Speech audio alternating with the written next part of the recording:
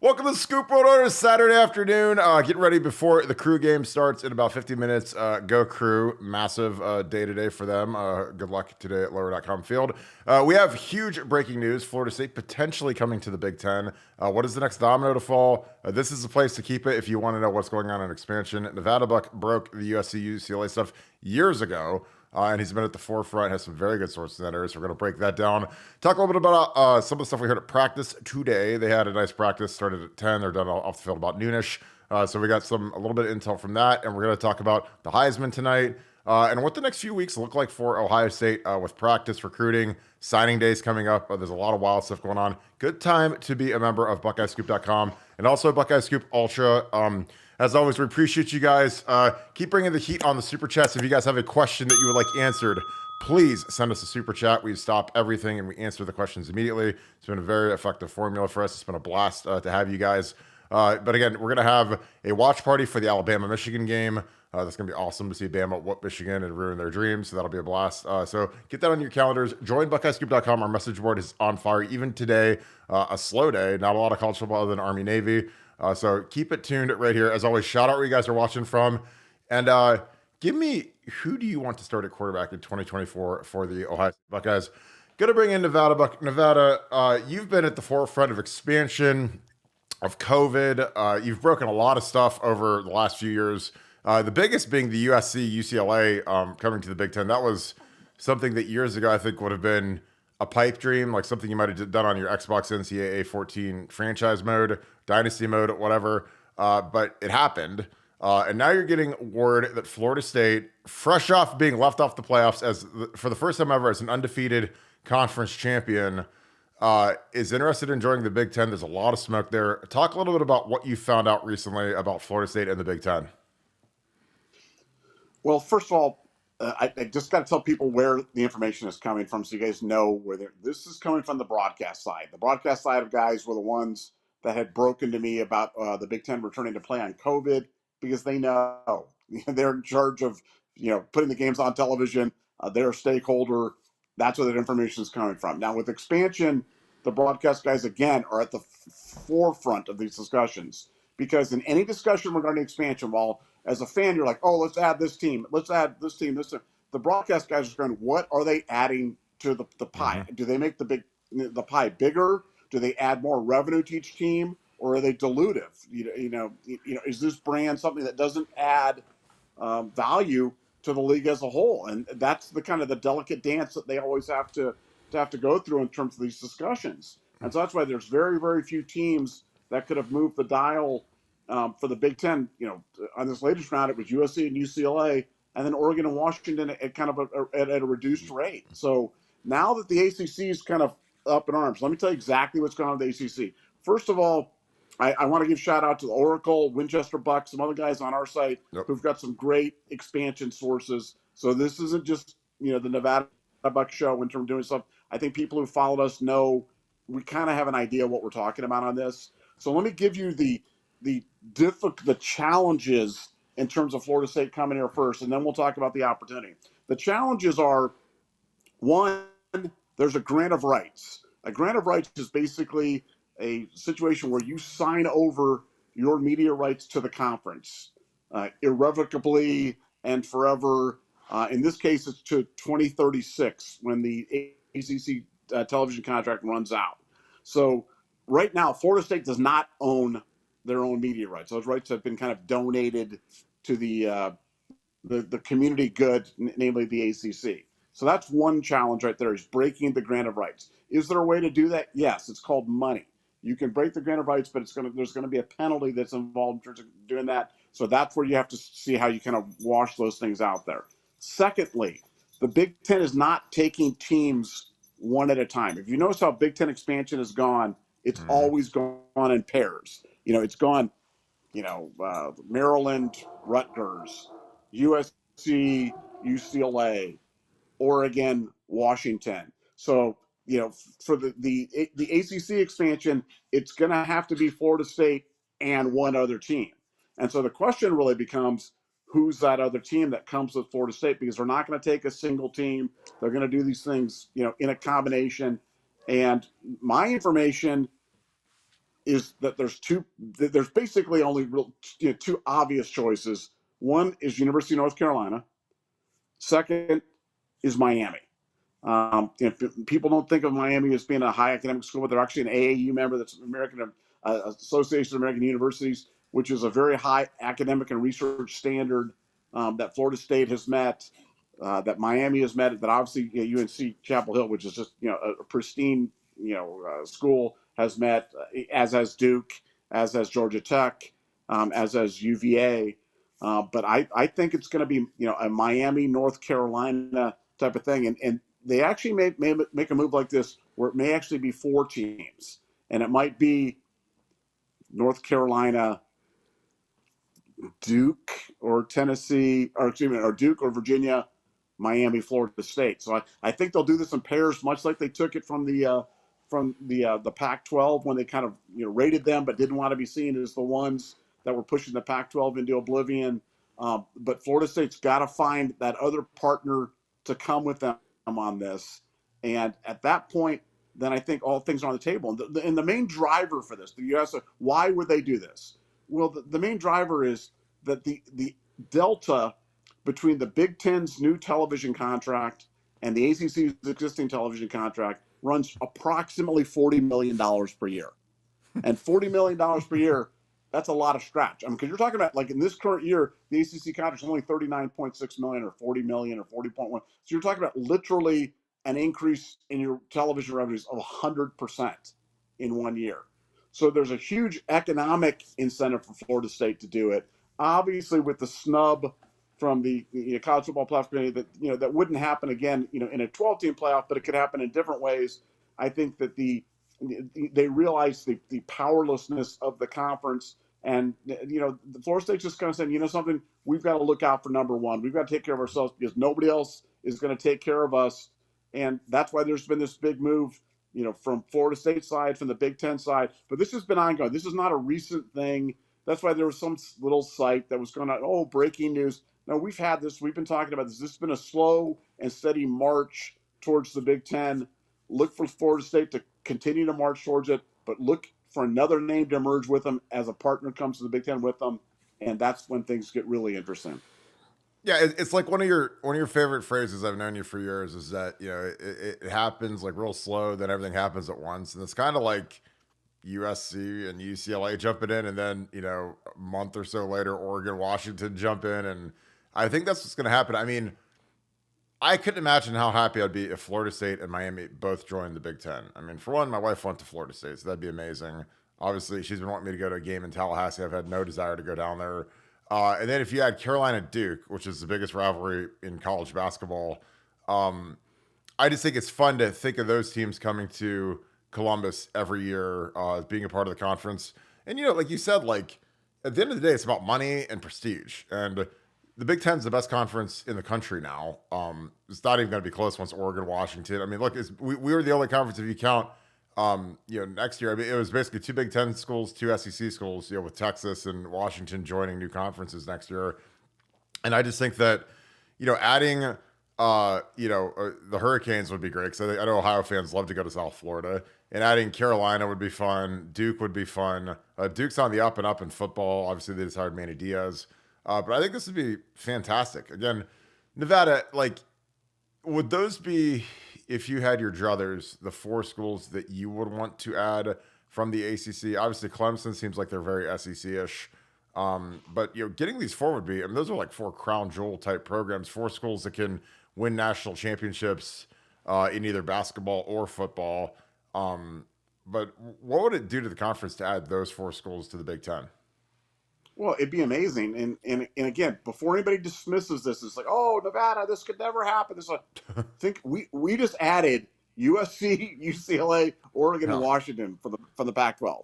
And people, when I broke that, people are like, no, Nevada, that'll never happen. That could never. They're committed, and George Kolovitnikov has said that they're all in, and we're never going to. Pac-12 will live forever. And until it didn't. I mean, the money's just too big. When you're talking about $40 million a year, $40 million a year difference. I mean, over the lifetime of a contract, over 20 years, it's $800 million. I mean, that's just a tremendous sum of money. And the ACC is just not going to be able to command that out there in the open market.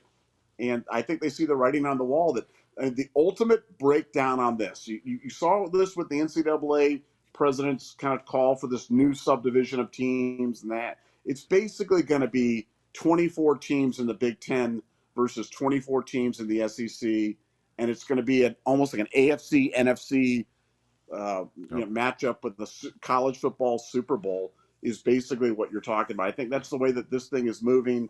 And I think teams are recognizing you don't want to go the way of some of these teams that got left out on the rounds of expansion.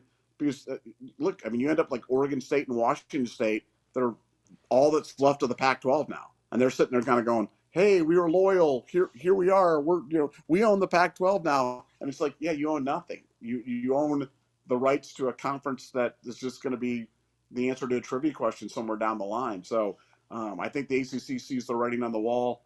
They're going to have to join with the super conferences. It's just a question of when, and it's just a question of which one you want to join up with. As you said, Clemson's very SEC-ish. I could see that happening.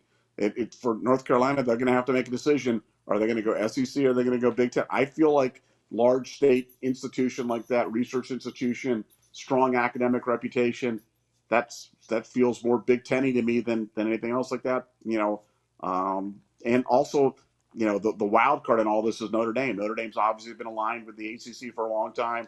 With this drive Notre Dame into the Big Ten, I think that's ultimately what pushes them over the line. Maybe you bring them in with Virginia, and you take a clean sweep: Virginia, North Carolina, Duke, Florida State, and Miami, and throw Notre Dame in there, and you've got 6 more teams, and there we go. Yeah, and you have to remember these athletic programs run, on a shoestring budget. So $40 million to the athletic program is a ton of scratch. Or if it's dispersed throughout, I don't know how each individual university does it, but when we had the COVID year, like the athletic department at Ohio State had to take a loan out to cover their nut because they didn't fill the football stadium 7 times, 8 times, whatever it is. So it's like, $40 million is a tremendous amount of scratch, and especially in the era where you literally cannot have enough money. I mean, especially if they're going to start doing NIL where the schools can pay the players, like you can't have enough money. So that extra $40 million keeps you competitive. Treasure the Torah, I don't even know what to say about you, dude. I can't tell you how much we appreciate you, the support. Thanks for the hundo. Again, you're the absolute best. Thank you so much for supporting us. What's up, Kirk, my brother? I appreciate you, brother. Again, your support means so much to us. This goes right into Pay It Forward. So this is basically paying almost for a full year sub for one of our armed service members that's abroad. Again, we're doing all of our donations are going into Pay It Forward. We have a link on our website on the front page. If you guys, we have a lot of people this time. We usually donate $140. That covers a full sub for the year. So again, we appreciate you so much, Tori. This will basically cover a full sub. We'll make up the difference. But thank you, brother. We really appreciate you. What's up, Kirk, my brother? Hope all is well. Just showing the page support. Your brother, Torah. Stay blessed, family. Again, we appreciate you so much. Again, all of our donations up until December 25th are going into Pay It Forward. We like to give out subscriptions to BuckeyeScoop.com, our message board, our premium website where we have information. It's kind of like a digital country club. It's an absolute blast to be on. I'm on it all day. Nevada's on it all day. Bill Green's on it all day. The Oracle, all of our insiders are on there. So we're digging stuff up all day just to get you guys some fresh intel from what's going on inside Ohio State and even the broader world of college football.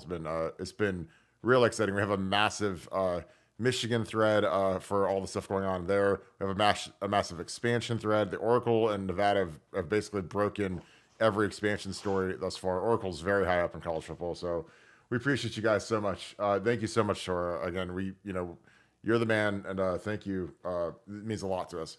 Old Ben, thank you for the 5. Scum is built to beat OSU. That is their championship. OSU is built to compete with Southern squads. Bama will torch them. I agree. I mean, I think that, styles make fights. It's just like in boxing or UFC. And I think that, Michigan, they like to choke you out. They like to run the ball. Again, we were throwing at the end zone. It's amazing how people think we're so far off. But I think that, the people on BuckeyeScoop.com that listen to us, look, we lost by 6 to the number 1 team. And again, it's never acceptable to lose to Michigan. I'll say that again. It is never acceptable to lose to Michigan. But we lost by 6, which is not acceptable. And they're the number 1 team in the nation. They're on the road. And we were throwing at the end zone basically at the end of the game. So again, we are like a nose hair away from beating Michigan. So they're not that much better than us. And then they draw Bama, who's probably going to dog walk them just because if you give Nick Saban a month and you've got a team that lost early in the season like they did to Texas, or Nick Saban could just get the claws and fangs out and just destroy those kids for months, and you could see them get better and better and better. And again, and they got lucky too, because they got lucky as can be against Auburn, but they beat Georgia, and now you don't let them in the dance. And it won't surprise me at all if they win another national championship. And this is this goes down as his best coaching job ever. Nevada, do you agree that Michigan is built to beat OSU? Because they've stunk in the last two playoffs versus Georgia and TCU. But I'd love your thoughts on that. Yeah, I don't think they're all that. I don't. I mean, the question that I have about Alabama, clearly, and you raised it already, is they should have lost to Auburn. They should have lost to Auburn, and at that point, they're eliminated. So I don't have a question about the offensively. I think offensively, Alabama's going to be able to do what they want. Pretty much against Michigan. I think it's defensively the Alabama defense had some question marks. Had some holes, but I just think they're going to be more physical than Michigan. I don't think that offense is going to work against the defense like Alabama's and a defensive mind like Nick Saban's. So it's Vegas sees it as kind of a coin flip game. It'll be interesting. I know I'm betting Alabama, and I know that I'm going to be hosting the watch party along with Mr. Barton, where we're just it's basically going to be a reaction show to every time Alabama does something good and they violate Michigan. So if you like that, if you want to be part of that, then make sure you mark your calendar to load up your phone or your computer, it is, so you can watch the game on TV and then watch the reactions on the Buckeye Scoop YouTube channel, because we're gonna have a good time with that one. Oh, it's going to be a blast. Chris Hickey, thanks for the deuce, my man. Go Bucks. Appreciate your support. As always, Nevada, these next few weeks are critical for Ohio State. I mean, a lot of these guys, there's kind of sifting through the portal, which a lot of people, it kind of goes all over the place. I think that the portal in this cycle at quarterback, there isn't Justin Fields. There isn't some guy where I'm like, there isn't Quinn Ewers. There isn't some guy where I'm like, oh my God, if we get him, like, watch out. There's some good players. Like Cam Ward's a good player. The kid from Duke, Riley Leonard, is a good player. But there isn't like a superstar game changer, that type of guy. What do you make of the QB there? Because I mean, Devon Browns had, he was great in practice last week. He was really good yesterday. Getting some texts now, he was good again today. And again, I think that that's the kind of guy that, like, they don't let him loose, and he could easily grab this thing by the horns and run with it and have an explosive cotton ball. Because again, I think that this is a guy that, now that he's getting all the reps with the ones and he's getting to go turn up a little bit, like, I think that, this is a guy, I mean, we got to watch out for Devon Brown. What are your thoughts on that? Yeah, I just, what I keep coming back to is, whenever I talk to, people inside the program, they just keep bringing up the fact that, it's a slippery slope once you go to this 1-year quarterback rental type of program. And even when they went to Justin Fields, where Justin Fields was a multi-year deal, they brought him in, they cleared out Baldwin, they cleared out Martell, but Fields was going to be there for 2 seasons, and they played him, and they were able to, work with him, develop him, and obviously he was a force of nature. But when you kind of go the Notre Dame route, the Sam Hartman for 1 year, and now you're going to go Riley Leonard for 1 year, and then what are you going to do the next year? You're just going to do 1 year, 1 year, 1 year. It just kills your room, because if you brought in a Cam Ward this year, or if you bring in a Riley Leonard, whomever it is, then Devon Brown and Lincoln, I mean, I would imagine Lincoln, but surely Devon Brown are gone.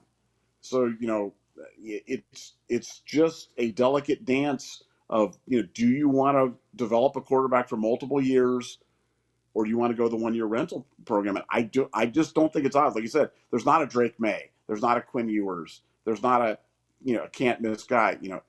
Arch Manning, is that, he'd be a multi-year guy. He's got a great pedigree, but I mean, that would be the only name that I think would be interesting from a development standpoint. But then you flip it over and kind of go, well, if at Ohio State, you worry about next year, and you just try to be the best you can for 1 season. I just don't know if that's the best strategy at the quarterback position. And then the whole fly in the ointment is, are these guys better than what you have?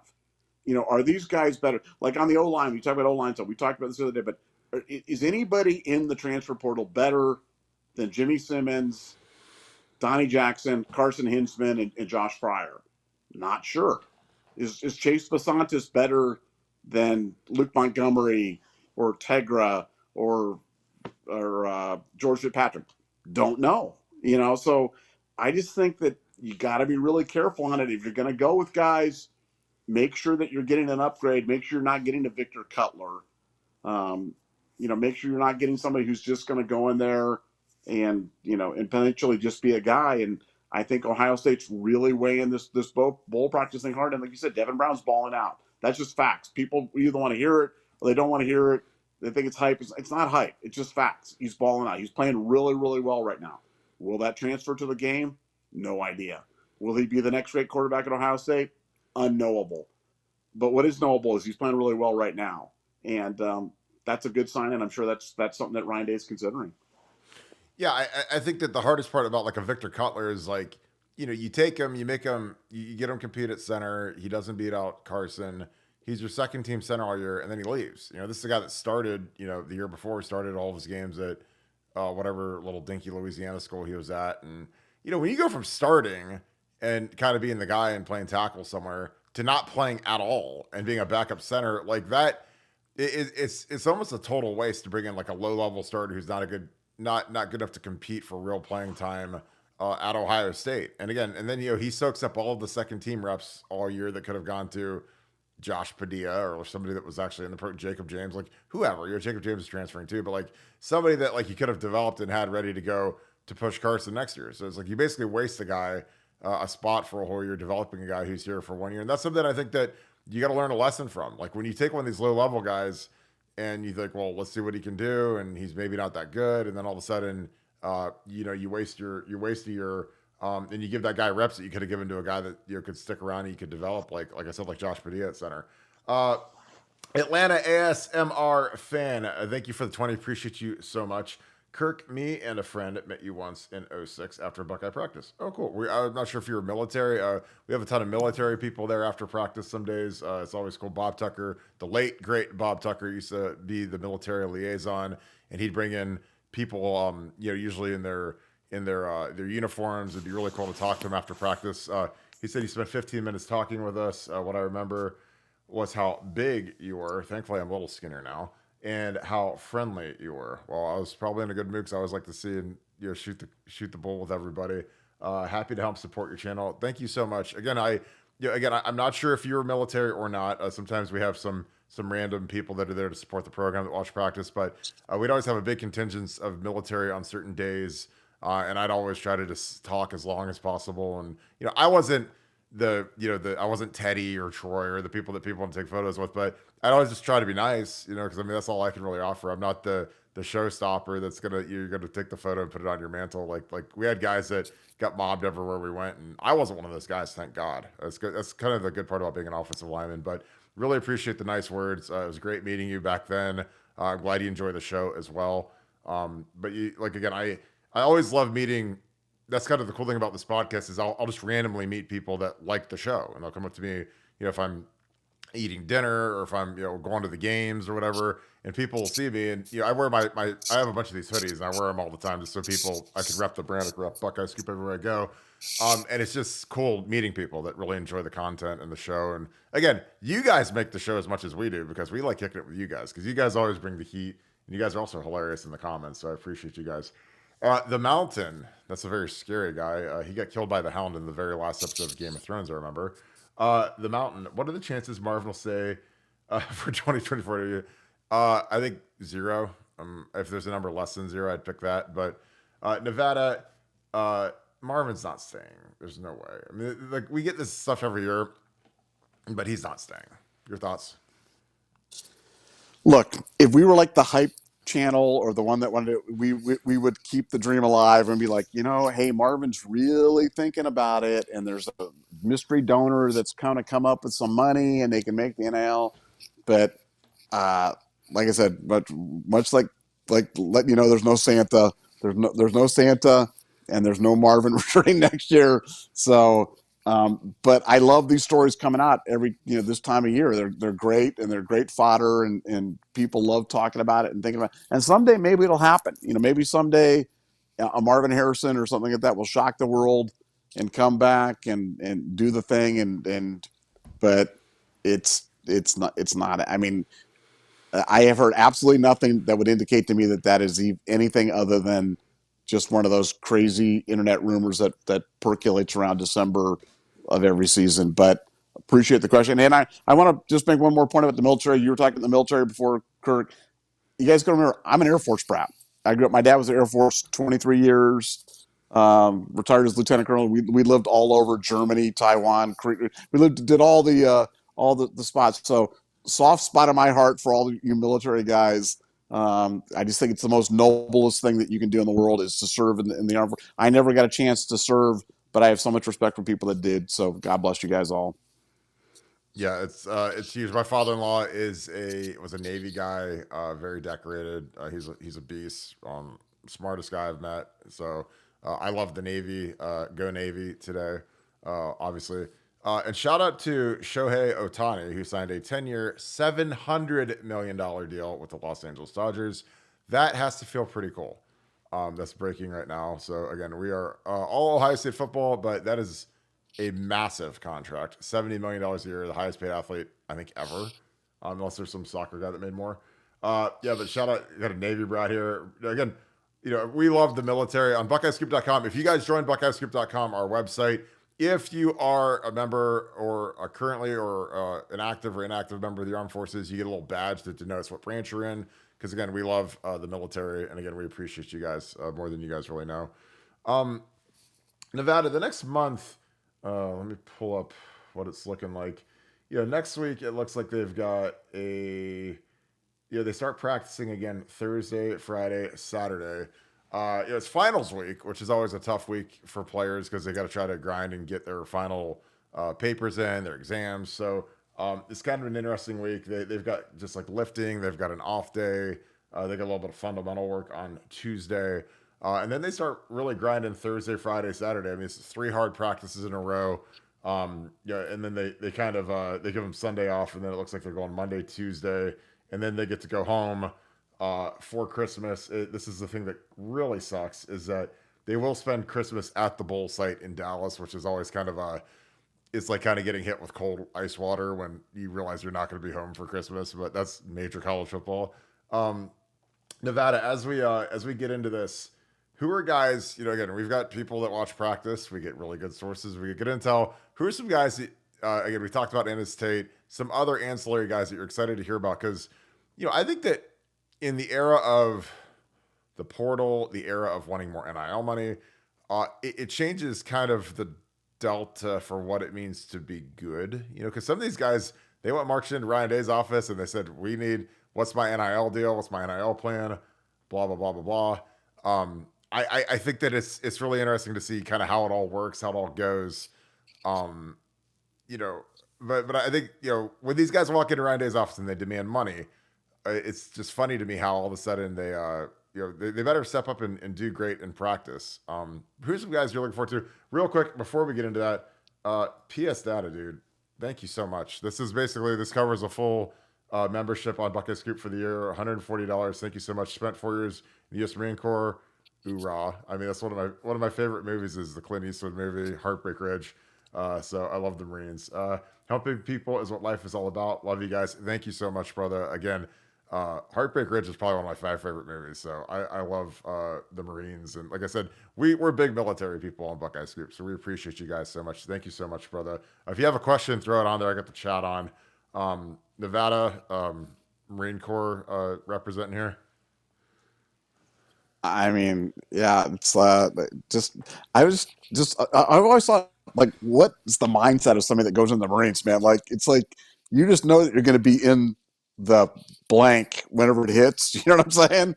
And I wish that I was that brave. I wish that I was that brave. I read about all the stuff about the guys. I love reading about World War II and some of the great battles, Tarawa or Iwo Jima or Okinawa or Pelio or whatever. I mean, it's just like I just do not understand the type of unnatural courage it takes to do stuff like that. And they just have, I mean, again, I don't want to get sappy, but I just have so much respect for people that see the bigger picture and serve for something that's bigger than themselves.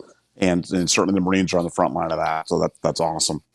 Yeah, I mean, like I said, I was always really lucky to meet a ton of veterans and people that were back home for a little bit, on leave, and they get to come watch practice, and they were always excited to meet us. I was excited to meet them. I was like, I don't do anything. I mean, I play football. Like that's like easy work. You guys are out like, you guys do like real stuff. Like you guys are like the real tough guys. Like we're just fake tough football players. Like we play a game. You guys, the stuff you guys do is not a game.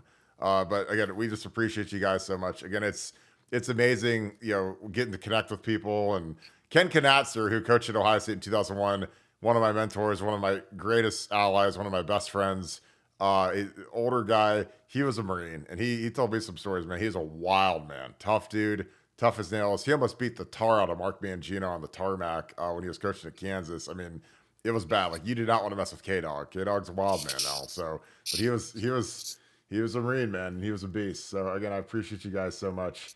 Um, I think I got old Ben on here. Thanks for the deuce, my man. Wonder if CJ realizes OSU gets a chip. If he says, again, like CJ, it's hard to fault CJ, man. I mean, he's literally in the MVP race. Like he'll be when they do the NFL awards, like the night before the Super Bowl. Like he's gonna be like one of the 3 finalists for the MVP. I mean, literally, it's like him and like Brock Purdy. And Brock Purdy's his weaponry around him is about a billion times better.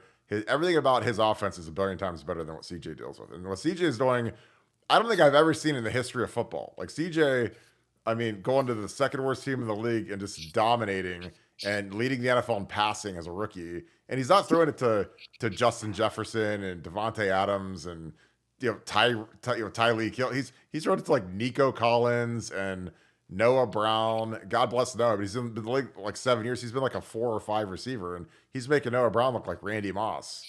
Tank Dell just broke his leg.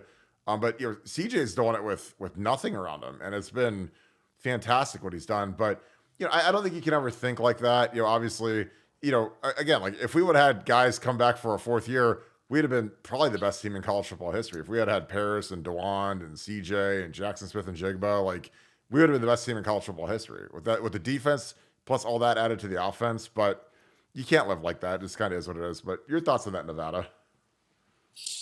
Yeah, I mean, look, if we did just not lost one of those 3 guys that we lost early to the offensive line draft, that would have made a huge difference, for an offensive line that could have used a little bit of extra depth, a little bit of extra, extra juice. But CJ is singularly the biggest surprise that I've ever seen in all my years of following college football because, I thought he would struggle this year. I mean, I thought that he would really have a hard time because I just couldn't. I've always said that the quarterback play is all about infrastructure.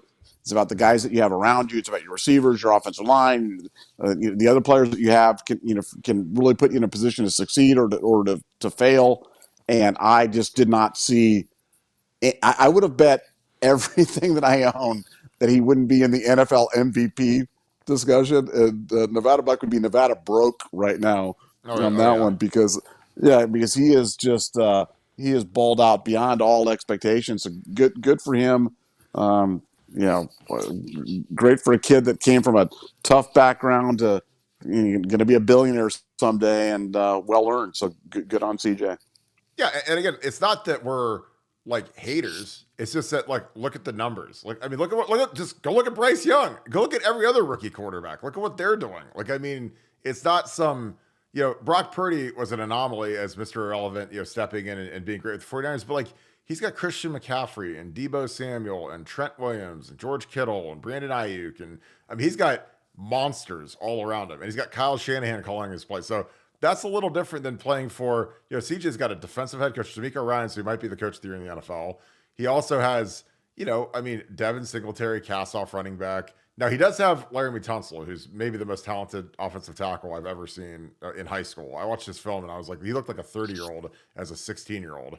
But still, he's thrown into Nico Collins and Dalton Schultz and cast-off guys, nice guys, but they're not. He doesn't have like that A1A monster like Marmaduke wide receiver that he can just feed like Kirk Cousins when he has Justin Jefferson and Jordan Addison and whoever. So again, CJ, again, anybody that was like, oh yeah, CJ's gonna be an MVP candidate as a rookie is a liar. Just go look at his Vegas. I mean, I don't even know if he had odds in Vegas to be the MVP. I think it's impossible for a rookie quarterback to do it. And go look at Bryce Young. I mean, quarterback's fired, or excuse me, his head coach is fired, struggling mightily. That's what happens when you go to one of the 2 or 3 worst teams in the NFL.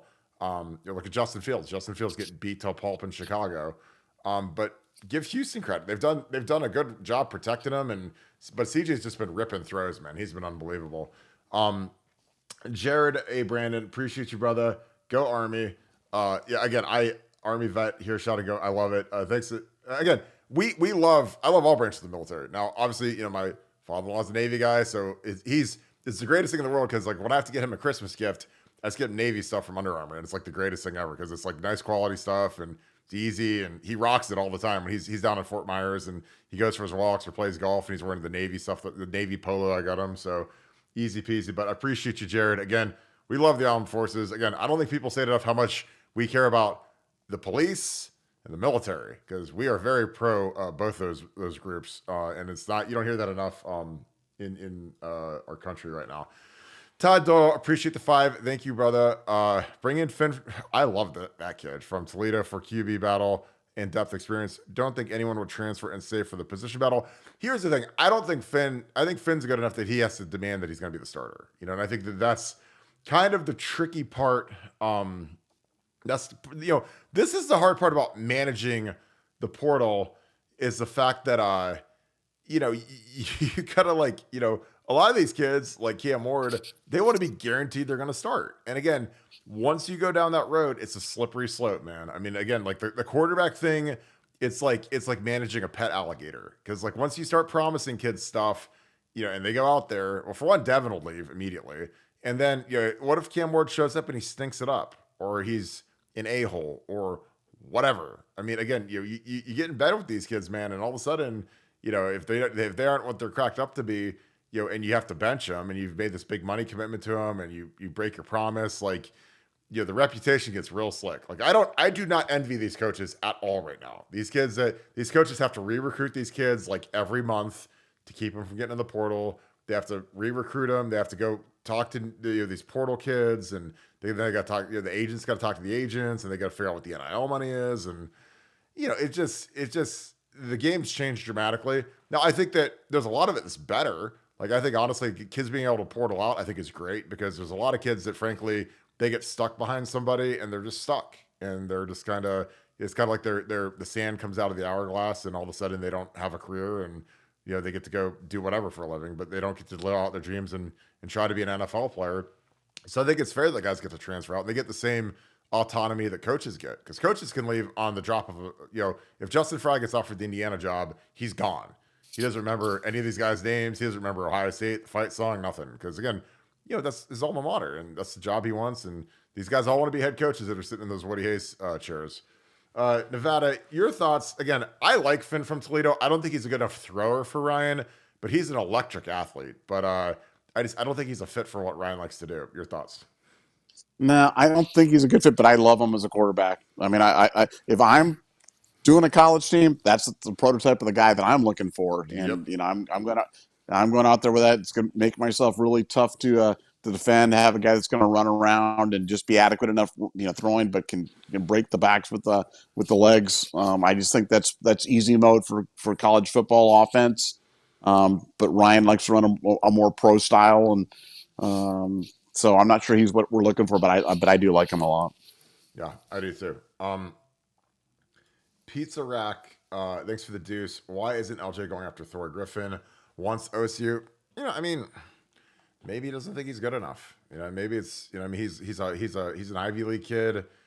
He looks okay. I mean, like I watched his film. I didn't think he was some dominator, but he doesn't look like Tyreek or Mike Hall or some of the guys that Draymond Jones. I mean, he's beating up guys that are they play for Cornell and stuff. So I mean, that's not the same as the Zach Zinter at Michigan, who's a first-team All-American guard. Like, I mean, he's playing guys that aren't real good, but he might be a guy. Again, I think that if there is a position we need to go find guys, that's D tackle, because D tackle is thin as paper right now, and we need to go get some dudes in that spot.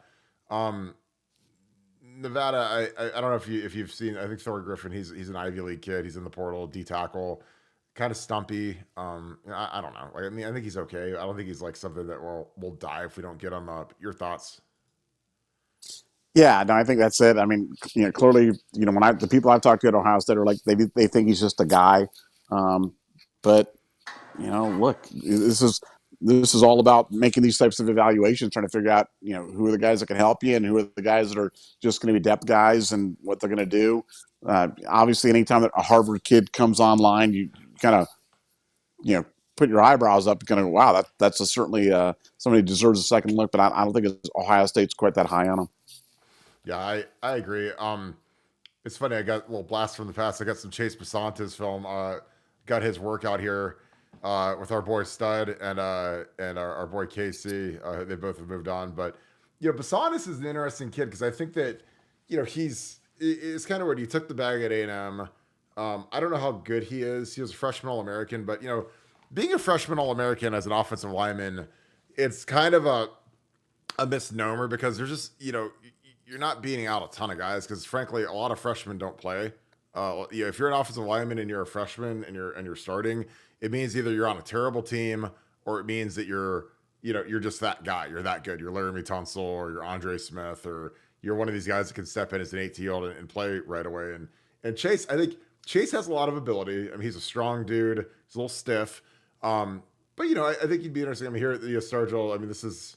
Like I say, he's a big stiff dude. But again, this doesn't really mean if you put DeWand in this, he's not going to look pretty either. But it'd be interesting to see if there's a real deal here. I mean, the rumor is he wants to go to the East Coast, but I mean, he also potentially is going to visit us, Michigan, or he's kind of contemplating. I mean, there's nothing written in stone. But it was funny. I was digging through and I was like, oh, I want to put the Basantes film on. But this also gives you kind of an idea of what like the individual workouts look like during camp. In the summer when these coaches are working these guys out and they film everything and they can evaluate. You do this mostly to evaluate like movement skills and see what these guys can. What do they look like? Because again, like when you're Stud or Justin Fry or whatever, it all kind of runs together when you have 5 camps and you got to evaluate. Like probably 50. Probably 25 kids that are like real like evals that you have to look at. You can go back and watch how these guys move, how light they are on their feet, change the direction. Again, this is something that I think is really smart that Ohio State does is they pull these kids apart and they literally have them go work out on their own so they can get the movement skills evaluated. Riches Ware, thanks for the 10. Who isn't practicing? Does it seem like all those who might declare are still practicing and planning on playing? Would be very lame if they take all the practice reps and then decide not to play. I think I got a couple texts out right now, but obviously Marvin isn't practicing. I think that some of these older guys are going to get held a little bit more just because there's a lot of guys that are beat up right now and they didn't need to practice the last 2 days or they could be pretty light. I think the most important thing is keeping the conditioning up. You want to keep your wind. That's the hardest part about it. If you get held out of practice is you got to make sure you get a good cardio session and you got to get, I'm not talking about like on the elliptical. I mean, they got to go run you pretty good just to make sure that you keep your wind up because at this point, like I'm not worried about Cade Stover and some of these guys like doing more blocking drills. They can always get a little bit better, but I just want them to be healthy because some of these guys are really beat up. I mean, Cade had wrist surgery and played like a week later, and we were told he was going to be out for 3 to 4 weeks, and there he is a week later, Farmer Cade out there, strapped up, ready to go, and he's just a tough dude. Nevada. I don't think people that are going to declare are going to be practicing too much, but I think that there's more guys that are going to play in this game than people think. Your thoughts on that? Yeah, no, I echo that. I Ryan Day wants to win this game. Let me repeat that for emphasis. Ryan Day wants to win this game, and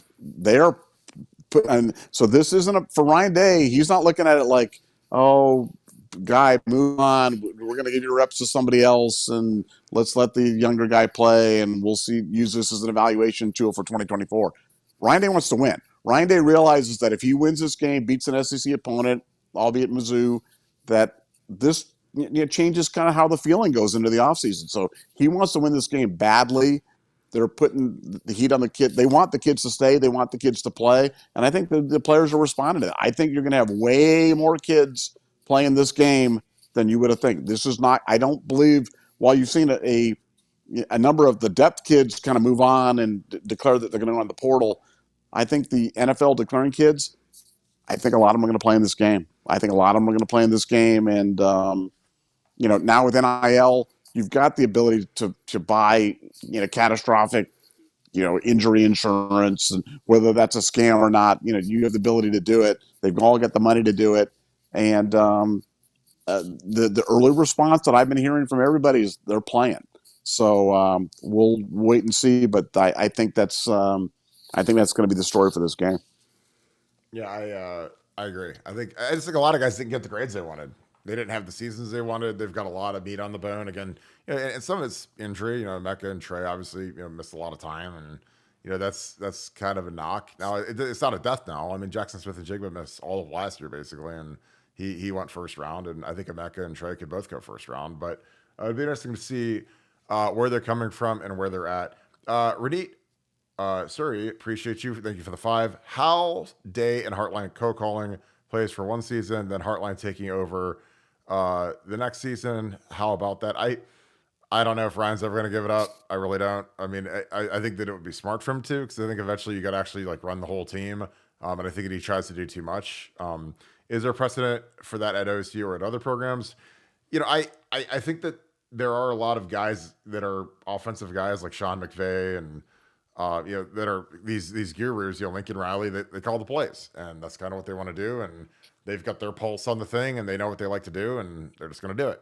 They're the head guy, and they're the ones making $12 million a year, so they get final say, and they frankly might not trust the guy who's calling it, or they might, let him try it for a little bit, and it might not be going the way they want, and he says, you know what, I'm going to do it, because that's kind of what it is. Like my high school coach, and again, this is not typical, but my high school coach for 30 years called offense and defense, both sides of the ball, because he was the ultimate control freak. And I love my high school coach. He's like my dad. But, there's some guys that they try to let guys do it. They don't do it the way they like it, and they take it right back. So I think instead of flip-flopping, if you have conviction like Ryan does, then, hey, it's your world, and we're just living in it. What are your thoughts on that, Nevada? Do you think that there's a path where, I don't know how you co-call a play, just because, it's not like, okay, Nevada, you call this play, and then I'll call second down, and then you call third down, and then I'll call the punt team, and that's there's got to be a flow to it. But what are your thoughts on that, Nevada? Well, I think the path, whether we think this is realistic or not, let's put this on the how to, not of the what if thing, or the what if and not the how to. But Brian Hartline, in my opinion, has got to move to the box. Brian Hartline has got to stop being a wide receiver coach primarily and move to be an offensive coordinator primarily. And that would involve a move to the box. And I'm just not sure if he's ready to do that. But until he does, I don't see how I've never seen an offensive coordinator that wasn't a head coach calling the plays from the sideline and not being in the box while coaching a position group.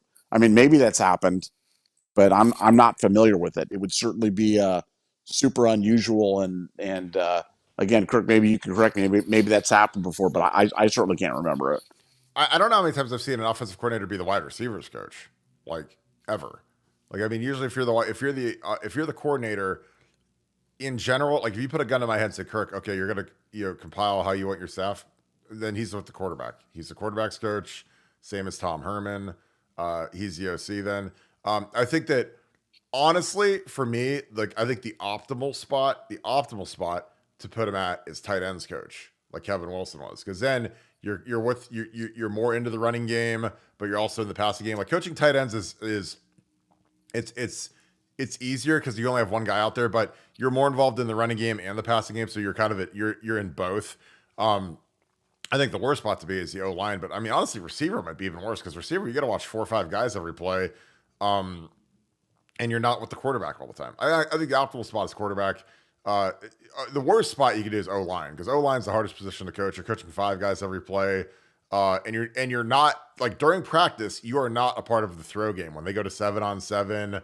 And a lot of that work, like the offensive line coach is down with the offensive lineman going against the D line doing one-on-one pass rush. So that's something nobody ever talks about. And like, like when Greg Stewart was the LSU OC, I didn't think it was a good move. When Ed Warner was the OC here, I didn't think it was a good move. I just think it's too much, because I think that, if you're the OC, you better know that throw game cold. And it's not just, oh, I know how to draw the plays on the whiteboard. It's that, no, I know what my guys like to do, and more importantly, I know what they can do.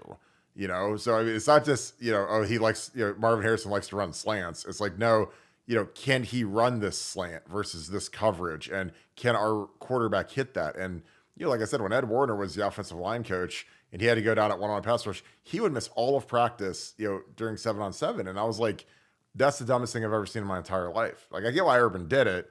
But eventually, Ed moved to tight ends, which is the correct spot for him to be at. Because, when you're at the tight ends, you're at 7-on-7 watching the guys throw during practice, which is important. Ed would, if you're the line coach, you have to get a report from your receiver coach and your quarterback coach. Hey, how did 7-on-7 go? What looked good? What didn't? Like, you need to be seeing that and like feeling that and developing that camaraderie and that cohesion with your quarterback. I mean, quarterback's the most important guy on the field at every level of football. And if you don't have one, it's miserable. You drank it. Scoop Ultra member. Appreciate you, brother. Thank you for the deuce. Hopefully FSU replaces that team up north. 86-ton. I don't know, Nevada. If we ever want to have a cheap laugh, we can always laugh about when Michigan said they're going to leave the Big Ten. But I think that FSU would be a good compliment to Michigan. Your thoughts on that? Oh, please, Michigan, leave. Please.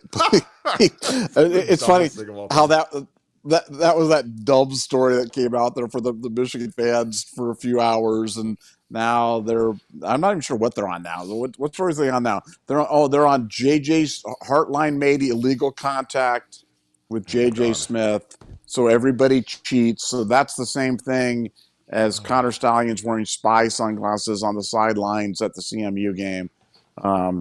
It's just fun watching them kind of flail around for just some sort of justification for their the worst cheating scandal in the history of college football. So it's going to be great to see this whole thing end.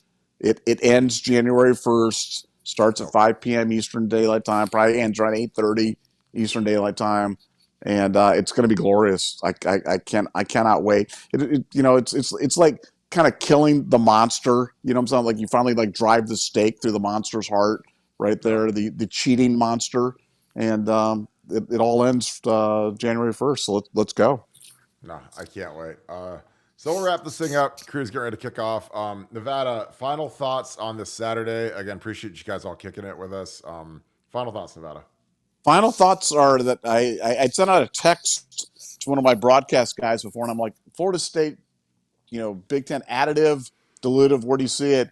And he wrote back, they just came back the numbers, and it's additive, and they would do it. So that's actually big news right there. And don't want to bury that at the end of the show, but that just came across my my text as we're doing the show.